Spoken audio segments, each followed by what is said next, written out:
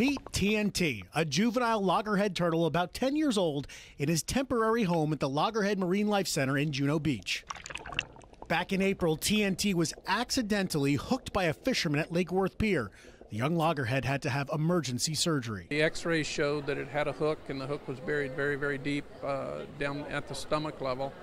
And to get the hook out, we had to do surgery to go in and physically remove the hook. A complicated 2-hour emergency surgery was performed to save the endangered animal. All of these cases, if we don't intervene with them, they're not going to survive. And this one, initially, we were concerned where the hook was lodged.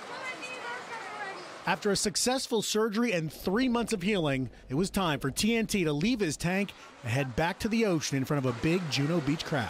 Push down and pull. First, he gets a good scrubbing.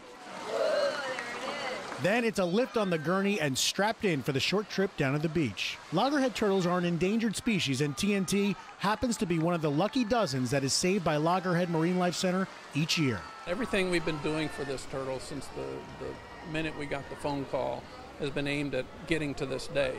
And to be able to actually get it here and release it back into the wild, it's a very positive feeling that what we're doing is worthwhile. So after his nearly 3-month stay, it's time to go in front of a couple hundred onlookers. One final goodbye, and a healthy TNT swims off where he belongs. Just a stone's throw away from City Place in downtown West Palm Beach lies the future of transportation in South Florida. 3, 2, 1.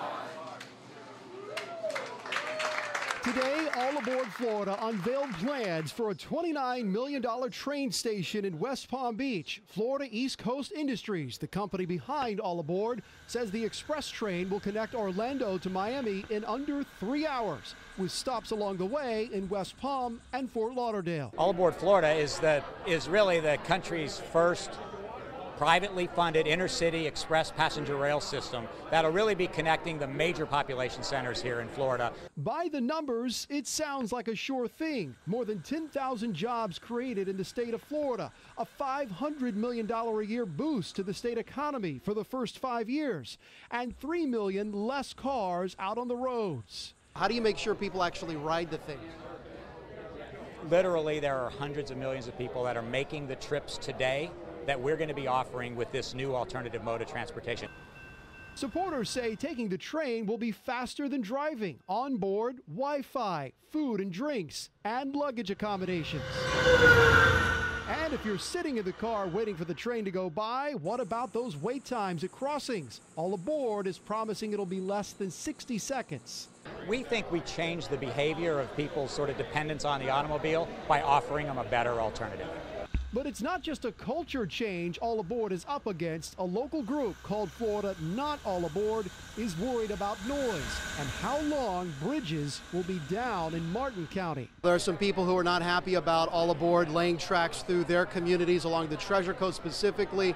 What do you say to the people who are a little nervous about this? What we say to them is if they'll give us the opportunity to explain the truth around the project, and if they will listen to the explanations with an open mind, we think they'll come to the same conclusion that thousands and thousands of others have come to. Construction on the new train station in West Palm Beach is set to begin in 2014. This year, passengers are supposed to start boarding the trains in 2016. Paul Legrone, WPBF 25 News. Yeah, that's him. Smart talker. Well, he had me fooled. 89-year-old Grace Modugno thought she was helping out. He is a liar. By giving a job to a down-on-his-luck handyman. And I'm disgusted with him because I trusted him. She didn't realize he was a con artist, a bogus, unlicensed contractor. The nerve. I wish he was here. I'd smash him. Modugno paid Daniel Kovach more than $11,000 for new cabinets in her Boyton Beach home.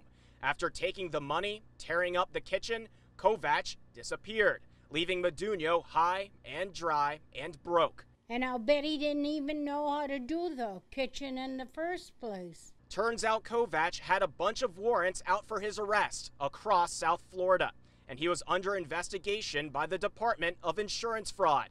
7 months after dropping off the radar, Kovach was arrested in South Carolina on Tuesday and extradited back to Broward County to face the music. After we first aired Meduno's story, a lot of real contractors came forward to help pro bono. She says her kitchen looks better now than it ever did before. In Boynton Beach, John Zanitas, WPBF 25 News. As the rockets continue to fall throughout Israel, as civilians continue to seek safety in bomb shelters across the ocean, the Jewish community in Boca Raton wants the people of Israel to know they are not alone. We operate as a big family, and when someone in your family is hurting, the family comes together. About 1,000 people crammed into Congregation B'nai Torah on Wednesday night for what they called an Israel Solidarity Gathering, a prayer for peace. Whether you're Jew or Christian or Muslim, if you stand on the side of peace and you stand on the side of living in peace and safety and security, then you come join us. Community leaders spoke, including Rabbi Robert Silvers, who had to stop when an air raid siren sounded from an app on his phone. A rocket has just been launched over Israel. Another one. Rockets flying from both sides of this conflict, Israelis and Palestinians alike fearing for their lives. So we just saw that strike outside the kitchen window, and we've seen rockets going out all morning long. People want a ceasefire, they want calm, but at this point, it doesn't look like it's going to happen. But people will continue to pray that it does happen. Prayers from Israel, prayers from Palm Beach County. And our values include peace and include hope. We hope that this situation and all of the belligerency will end. We hope that it'll end soon. My neighbor John rings my doorbell. Gordon Padgett had no idea someone was stealing from him. You feel violated, and I know the people that get ripped off in the house, but you know, we're on a kind of a quiet neighborhood, we're on a cul-de-sac, we have street lights, and they still do it. The Port St. Lucie man used to have running boards and a tailgate on his Ford pickup truck. Hopefully I'll get all that stuff back. But his neighbor saw someone outside of his home here on Bella Road. He says, "You've been robbed." At around 1:30 a.m., stealing them, and he called police. Just lucky my neighbor happened to look out his window. That's the only reason that the guys got caught. Police arrested these two men a short time later, not far away from the crime scene. They were found parked inside a pickup truck that reportedly had 2 tailgates and 3 sets of running boards inside the bed of their truck. And one good thing, the owner says the crooks did not take his camera. They didn't cut the wire. It's still here, but he says when he gets his accessories back, he's going to add some safety measures. In Port St. Lucie, Angela Rozier, WPBF 25 News. They risk their lives every time they get into these patrol cars. But unless it's caught on dash cam, what happens when they confront suspects is lost. This is going to be something you're going to be seeing all across the country. It actually increases accountability and transparency in agencies. West Palm Beach Police Chief Brian Cumberland has been researching body cams, a camera that's mounted on each officer. It records interactions, conversations, and confrontations. I went to Daytona Beach last November, and we looked at their system, and we've been looking around Florida as to where this is going. His take is that it will cut down on complaints and issues. Preliminary research, like I mentioned, the only one place that you really see in studies a lot is Rialto, California, but they've showed a significant decrease. Let it go, dude. Let it go. Let it go, man. But the concept is new and the statistics aren't plentiful, and many complain this is a violation of the rights of the people being recorded. You're pretty much being videotaped anyway. Officers are being videotaped, subjects are being videotaped. What we need to do is be cognizant of the rights of victims and witnesses, so we'll be careful when we're dealing with areas like this.